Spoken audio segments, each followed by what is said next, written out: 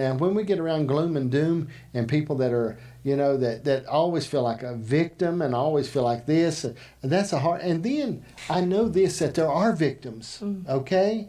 And I'm not, that's like, we talk before, when we talk about depression, okay? It's real in people's lives, okay? But there's a certain level, I believe, that you have to get up and say, hey, I'm not going to do this. This is not going to be in my life. I'm not going to live my life like this. I'm going to make a difference. Right. And I think that there's a responsibility that's the hardest part. And it sounds like that's sort of where you're at. Right. Yeah.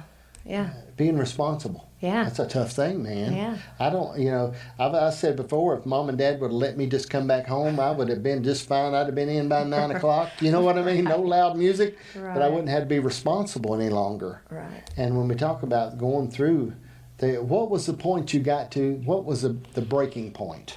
Well, honestly, for me, when I went to this treatment center, again, I had no intentions on changing at all. I was just going to get my parents off my back and to be able to see my children again and all of those things. So when I went in, you wouldn't even recognize who I was. I was next level, and so when I went in, I was still on drugs, and they knew that if I didn't go there the way that I was, I wouldn't come. So they let me come, and I detoxed there. I didn't go through a detox program or anything like that. I laid on the couch at this treatment center for days and come off of everything that I was on. But in the process of that, I would still have to do these certain classes that we had to do, and Bible study was one of those classes. And the first night I got there, I still remember what was being taught. And I just heard about the man who was possessed, right? There was many in him.